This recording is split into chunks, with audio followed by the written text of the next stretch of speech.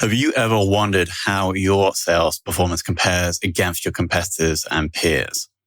The B2B Sales Benchmark Report provides the definitive guide to what success looks like in 2021. See how you compare in terms of win rate, sales cycle, average deal value, relationships, and engagement. You can see the results and get the full report at ebsta.com/B2B-sales-benchmarks.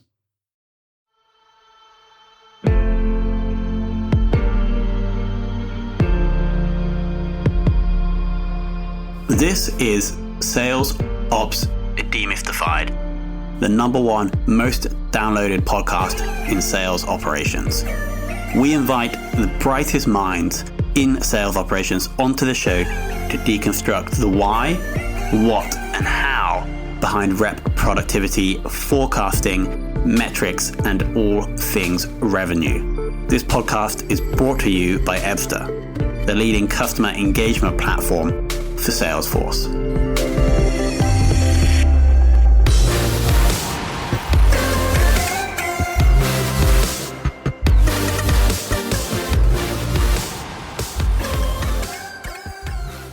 Hello and welcome to another very special episode of the Sales Ops Demystified podcast. Now, today we're joined by Marta Kotwis, who is currently running sales operations at Avira Insights. Has been there for 3 years. I'm going to dig into Marta's journey through sales ops at this business. So Marta, welcome to the show.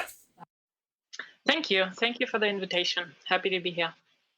Amazing. So let's kick off by understanding your route into sales ops. I understand you joined the business in sales ops, but previously you're doing something different. Yes and no, because before joining Avira, I co-owned and co-managed a tech startup, a tech company for 10 years. And as a startup, you do pretty much of everything, a little bit of everything.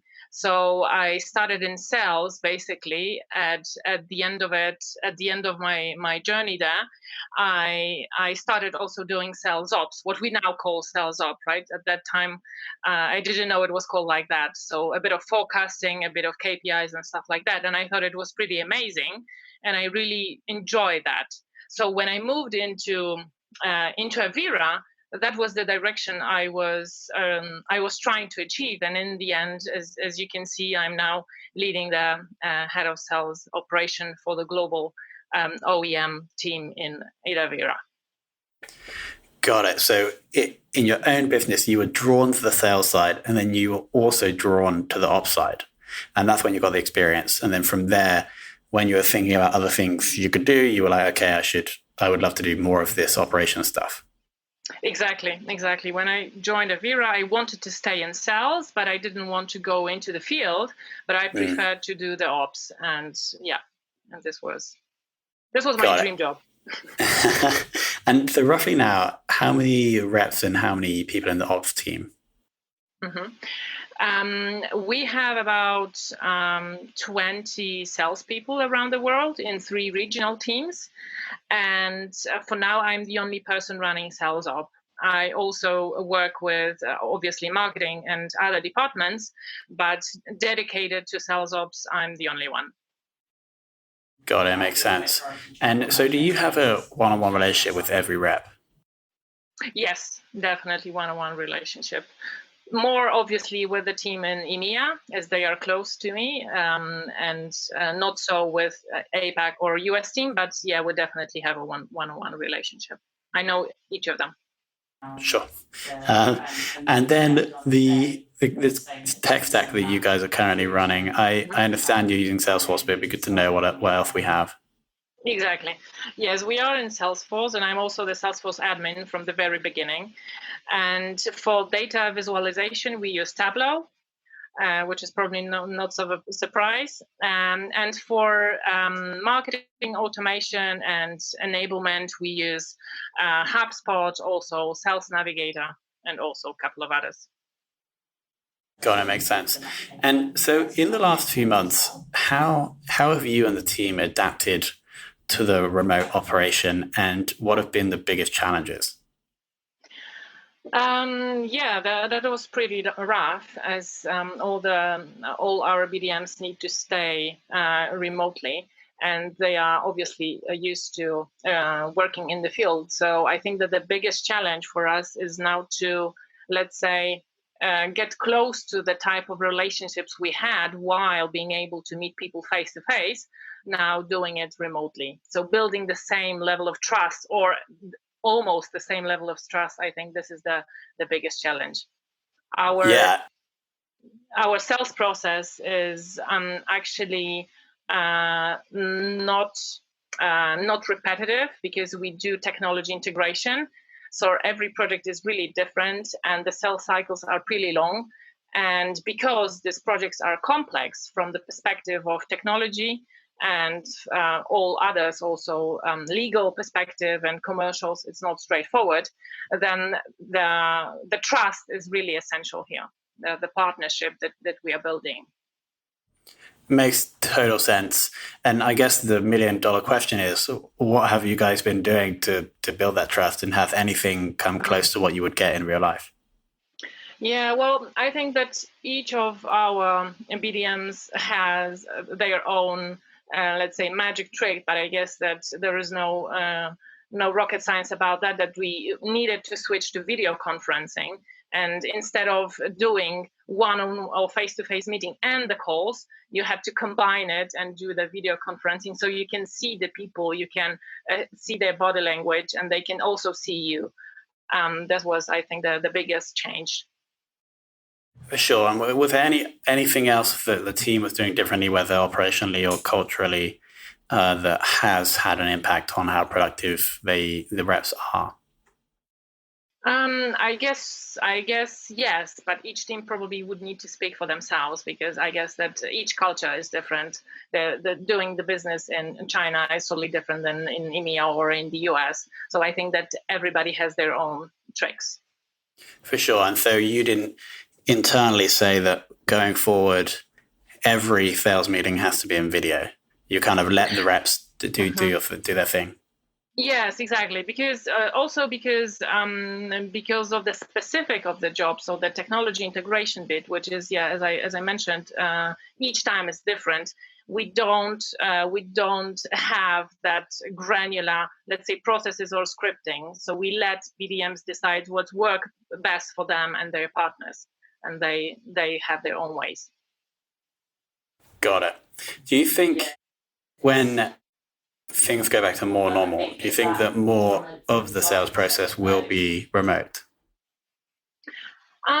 I guess, again, it depends both on the BDM and on their partners. Because obviously now, let's say 80% of business partners need to do it like this, and they may get used to it. But I guess that there will be still a portion of those who prefer face-to-face contact, and there are also BDMs who prefer face-to-face contact, so they might as well switch back to normal, let's say. Makes sense. How have the targets or objectives of the reps or the business as a whole been impacted? Well, because our sales cycles is pretty long, it can actually last from anything between 250 up to even 500 days. We didn't adjust the targets or objectives specifically, because but we are looking at it, right? How we are getting our quotas. So for now we haven't changed that. Yeah, it's almost like you guys are maybe more insulated from any disruption. If it is such a big thing these companies are embarking upon, and they have to think about it for so long, it's not like they were going to buy in the next 3 months. They're like, no, we can't buy, because they know they may be buying in like 12 months, and therefore they'll just see how things go and maybe still be able to do it. Would you agree with that, or do you think there will be some disruption? I guess from the perspective of new business, I think it might be more challenging, because everybody now is thinking, shall I do this investment next year or not? So I guess in this respect, it might have an impact. But as you mentioned, if they do have that money, have the budget, and the investment in technology is always something of a high priority, they'll definitely do it, because our technology is integrated into our partners' products and services. So only when they develop their products and services, they can also make sales. So this is the chain reaction here. That makes sense. How are you able to see, like, we have these 20 reps all around the world. How are you as a sales ops leader able to easily see the pipeline of deals? You have some dashboard, et cetera, that get, like, very accurately. Yes. Okay, cool. Could you share like more about the data that you put into that and how it's valuable? As far as pipeline, we definitely looking at what is new coming in. And the challenge is now to get to the, what is the ratio of how much pipeline we need to have in order for that to convert into a forecast. So yeah, these are the things that we are looking at. Got it. So you're trying to understand exactly how much pipeline a rep has, and then from that data, you're able to define the forecast. Yes, exactly. But again, 3 different regions might have 3 different states. The pipeline structure might be different. So it's not that we have an equal metric for each region or for each rep, because it depends on the territory, on the account. Got it. Yeah, I'm starting to understand the challenge, not the challenge, but the landscape of your role when you have these vastly different cultural places around the world, and you're trying to manage different, like, the pipelines and the reps in those different areas, and it's actually just completely different from having like 20 people in an office in Germany. Exactly, and on top of it, it's not that each market we started at the same point of time. Obviously, we started in EMEA, so we have more partners here, and the relations are different. And I'd say for the APAC team, we only started like 3 or 4 years ago, so it's totally new market for us. But we think there is also more potential, because we are starting, let's say, from scratch, right? Not as an EMEA. Got it. Going back to that forecasting point, have you what are you doing now to try and make that forecast more accurate, especially in these times? Is there any strategy for measurement that you're using to try and make that reliable? It's hard for me to say, because on one hand, there are a lot of things that play a role here. On one hand, it is we've changed. The company went through a reorganization, so we have different owners now. So they probably will require some different kind of information that we get. Basically, we are running our forecast, let's say, the same for the last maybe two years. That we have a forecast based on our forecast in Salesforce, but then we have a worst case and best case, let's say, scenario, right? And we are now we are also seeing it in Tableau now. This is how we do it. But it's hard to say that if anything changed because of the situation now. Yeah, I got it, because it's a really long sales cycle. Cool. So, and then now on the KPIs, for actually, if we go back to your work in the previous business, what do you think, and this business as well, over the two, what do you think has been the most insightful metric that you have measured? We try to focus on activity. However, in my previous business, let's say the sales cycles weren't too long, and the face-to-face meeting, or 1 or 2, we could actually get a pretty good indication of if the project is going to happen or not. Whereas here, it doesn't have to be like that, because there are many other factors that influence the progress on the project. So activity is essential, but there are also other things. Got it. And so what do you mean by activity? Do you mean like emails sent between reps and prospects? Well, looking at activities, meaning in the sales process, we have obviously like qualification, then we have a technical evaluation process, that we have commercial negotiations. So as long as the process is, let's say, moved forward, right, we will see if it makes sense, and then we will be closer to, let's say, to knowing when it's project going to live, how big will be the opportunity here. Got it. So you're basically saying that the most important thing to measure for you as a sales ops leader is how fast the deal is progressing and how much activity the rep is taking on for that account. Mm-hmm. Got it. Yeah. Makes sense. Awesome. So, and then on to the final question, which is about who in your career related to sales ops has been the most, or have taught you the most? Mm-hmm. A pretty hard one, because I didn't have, a sales ops manager or a VP who I could look upon to.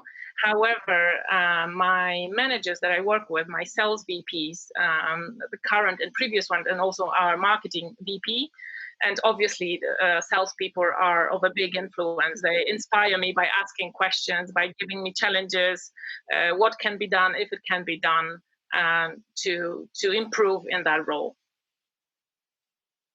Got it. And then is there somebody else in the sales ops world that maybe you don't know that you would like to take for lunch? Yeah, there is a guy. I'm not sure. He's running his own company, so it is rather of an entrepreneur. But what I look at when I look in his videos and his podcasts, he's talking a lot about the sales process, and what he's doing is pretty amazing. His name is Philip Strawman from the company called Comex. We also cooperate with them on the marketing automation. Email marketing automation. Got it. He's really data-driven, and he's trying, or he's almost aiming to automate pretty much everything based on flows, and it's pretty amazing what he's doing. Got it. We'll have to hunt him down and see if he's suitable for the show. Amazing. So, Marta, thank you so much for coming on. What I really liked, it was really, I don't think we've had someone come on, at least I don't think so, with a sales cycle as long as yours, which is can be up to a year and a half. And so it's fascinating to understand both that dynamic with the way that you have these very disparate reps in different geographies with different cultures. So that was a super interesting viewpoint. So Marta, thank you so much for joining the show. Thank you, Tom. It was a pleasure.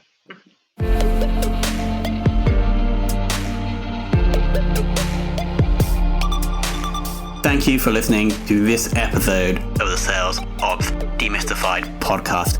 If you are listening on a podcast listening application, then please subscribe, rate, and review. And if you have any questions about the show, if you know a guest, or if you have any questions about sales operations, just hit me up at tomhunt@ebster.com. That's tomhunt@ebster.com.